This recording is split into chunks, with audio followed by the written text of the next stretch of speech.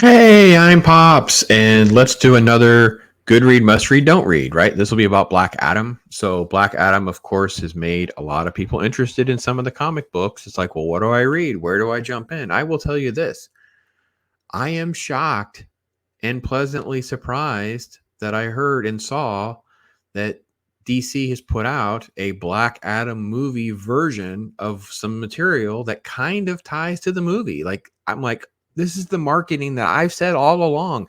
It pull pieces from some of the good stuff and sell some comic books, sell some merchandise, do it right. And again, it's not we have not righted the ship, we've not fixed things, but we may be making some strides with at least one of the companies. So more to come on that. In the description are some of my other good read, must read, don't reads.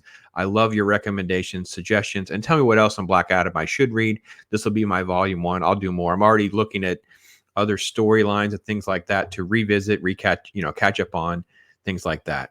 Obviously, with the movie, though, a lot of things tied directly out of certain stories that come from things not so far ago. Like it's not that long ago that we see some different things that are very good.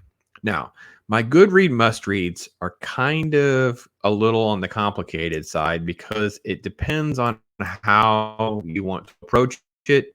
In a way, they're kind of both must reads if you kind of want to get into this element of Black Adam and this character, learn more about his mythology, things like that. Obviously, Black Adam has been around a very, very long time. This is a character that dates back many, many decades. So there's tons of material, and I have not reread that material, so I'm not here in this video going to be diving into a lot of that stuff because I like to try to revisit some things. I try to really get into it before I try to give you sort of a verdict or a thought on where I'm at now, because my opinion may be different than something I read, 10, 15, even maybe even 20 years ago. I don't even know. It depends on what it is, right?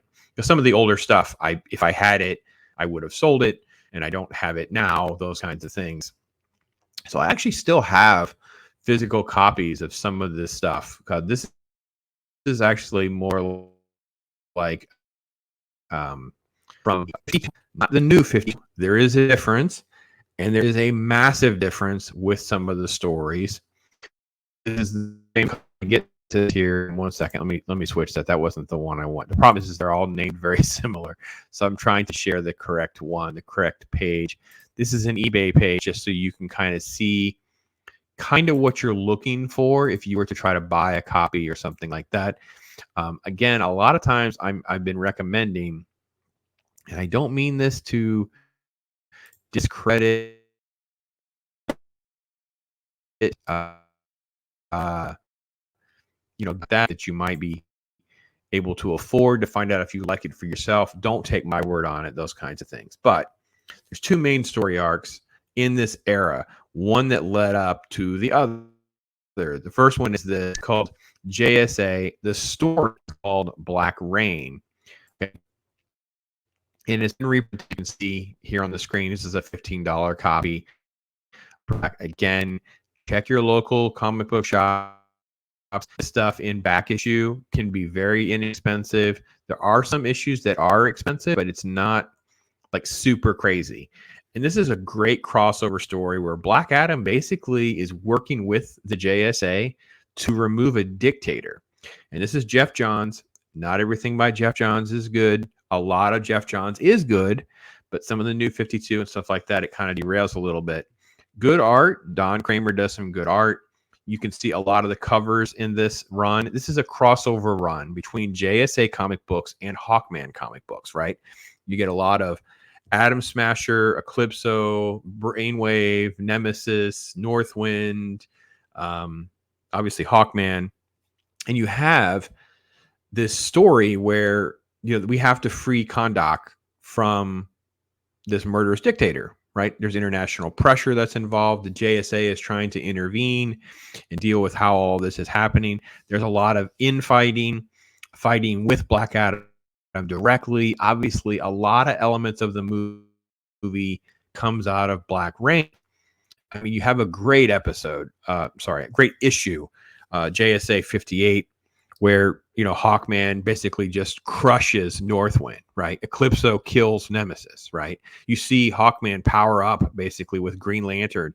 So Hawkman's mace now is in play. Like, Captain Marvel showing up at one point. Like, there's so many elements that are there that I think you will enjoy.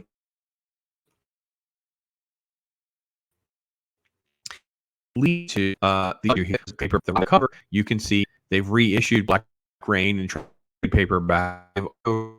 Redone Dark Ages. Dark Ages comes kind of like, because you have the Dark Rain, and then you have this 52 element where,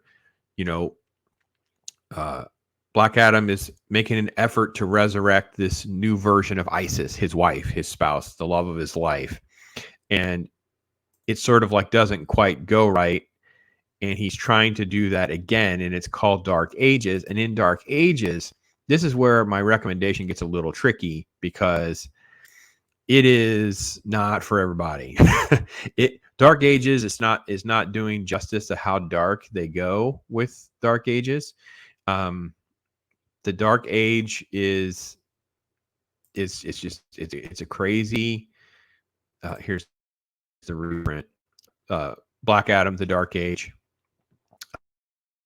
Peter Tomasi writes a great story with Adam the Dark Age, and it's graphic and violent. Imagine evil Superman, right? Is all we get, right? So it starts where he's taking a beating from one of his own people that will mess up his face so that he can actually blend in with regular people. And he's going to search for Isis's bones, but he ends out into the cold snow and has to eat his comrade.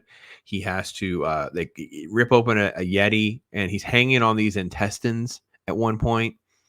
He has to go deal with another villain named Faust, and Faust kind of puts him out on this path where gives him kind of some help to find pieces of this amulet, right? This stone that he can resurrect with Isis. Now, when we leave him in the wake of 52, because he's already been so violent, he's behaved like this in the past. Captain Marvel had manipulated their magic, so he can't say Shazam. So a lot of this is about him trying to figure out how to get his powers back, become Black Adam, and the interesting ways that they navigate through that so he can have another word to say, and Faust helping him. Yet also Faust is only in things for Faust. It's a great little story. It is violent though. When there's a scene where I quote, he literally flies through people, and I don't mean like flies through people. I like literally like pieces of people are falling and flying. So if you have a little bit of sensitivities, or this is a book that you would like to have for a child, this may not be the one. Dark Age is not necessarily the one that you would want. Peter Tomasi does a great job there. And as you can see, they've reissued this with The Rock on the cover. So it's getting a little bit of play as well. Yes, I would expect that you might be able to find these even in like your Walmarts and Targets and regular retail out as well. That would possibly be an option as well. I can also tell you that the number one of the actual Black Adam into the other elements of the story.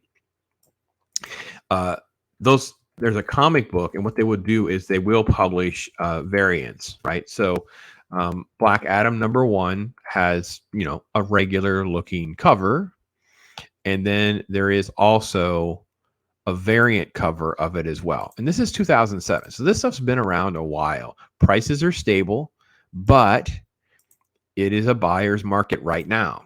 So if you want something that is just beautiful to look at, something that's just truly just a beautiful piece, I can't recommend enough how beautiful Black Adam 1, the version.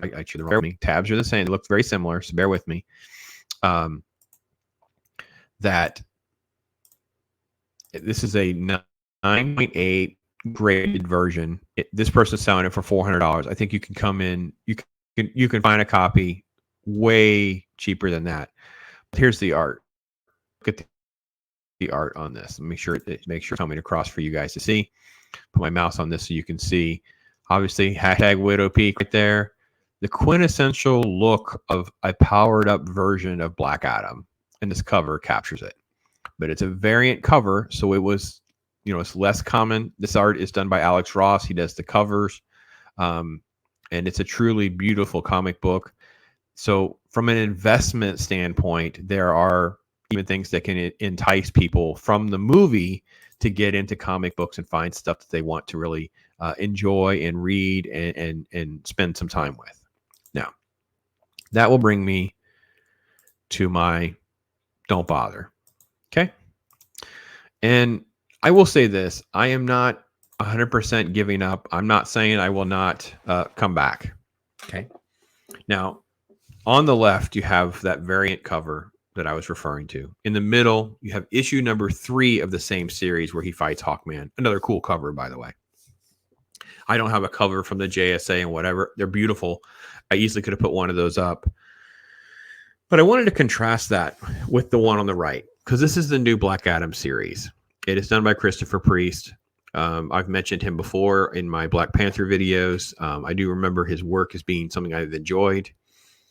The premise of the new Black Adam, this is the new series. I'm only a few issues in, and I can't stand this series. It's predicated on a great idea that Black Adam himself is dying. Like he's like decaying, and he's going to find a replacement. And this doctor, this black guy that you see right there, self-insert. Don't know much about Christopher Priest. See if I can call it a self-insert or not. Anyway, he allegedly is an heir to Black Adam, and therefore he's going to become Black Adam. It is so riddled with like weird jugular dialogue and things. It's a very uneven comic book to read, because when you read Black Adam comics, he is he's like an Egyptian, like an African Egyptian era type god, right? So he has a certain stoicism and gravitas and how he holds and presents himself. Hawkman is more like the emotional version of that. Like it's more like, headstrong. Other characters like Captain Marvel, things like that, they all have their little ways. And then with this comic book, with this new version of Black Adam and who he is in real life as this doctor and whatever, just all of the language and different things. And I'm going to get more into those books with you, and do more of a dive deep. But right now, I cannot recommend any of that new stuff. I'm not sure that's a surprise for any of you that have saw my material, know how much I'm opposed to new material. But I'll say this: it's received a lot of praise, even by non-shill people that I know, people that I would trust, say they're liking it. And maybe it's because I'm not far enough into it. And I will give it a fair shot. I will say I'm enjoying the new Batman. And some people don't like the new Batman. The new Batman, I say issue 125 is a great jumping in spot. It ties to an old story that dates back to my OG days that was written by Grant Morrison. I think it's he handles the characters very, very well in that story. So I really am enjoying that. That's done by Chip Zdarsky, so it's a different writer. But this thing is a kind of a mess. So the good news was the Black Adam movie, the JSA Dark Reign, Black Adam Dark Age. These things are getting some play because of the movie, and they're good and fun to jump in and read. You don't have to have a whole lot of knowledge base. It can be a little confusing because there are like a lot of characters, right? If you don't know who all these characters are, sometimes they don't always give you a lot to go on. I didn't read the graphic novel. So if you see a graphic novel and it has like one of these things where it has like the characters and it'll show you like bubbles of their names and stuff like that, sometimes it'll explain some of that. That would be very helpful for a complete novice or someone completely new at this and doesn't know who these people are, because sometimes they'll jump into stories with their feet running and you may not know a whole lot. And I've noticed, especially in the modern era, there's a lot less footnoting of where things point to. So they'll refer to something happening, but you may not get a footnote or you don't get a reference. When I grew up and I'm reading comic books, it would have like a little asterisk and it would say, see Avengers 157. And you're like, oh, and if you read that book, you would figure out this backstory and this connected universe. And this is what Ripa, Eric July has complained about, is they want this multiverse. They want this ever-growing cinematic universe, but they only want it on their terms. They don't want it on the reader's terms. So they've abandoned helping us follow along. They just like the idea they can do what they want to do when they do it. They just don't want to include us in the conversation so we can kind of follow along. And it gets so complicated. You feel like you're watching those final seasons of Lost where you're time jumping between two different versions of the same characters and you have no idea. If you're not really into this, you can kind of lose what's even happening. That's how some of these comics can get. So anyway, those are my takes. That's my thoughts on Black Adam. Volume 1 of my version of Good Must Don't Read. Probably will come back and visit Black Adam relatively soon because I actually want to get to a couple of those things that I kind of have earmarked. And I don't want to say strike while the iron's hot, but people are asking a lot about it. So you want to kind of let everybody have some good feedback of what they'll enjoy. So, and since I mentioned Eric July, we'll go out with a little more Eric July. I appreciate your thoughts and comments and time.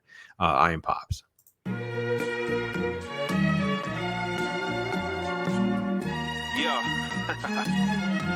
Rap Circle is finally here. I know everybody been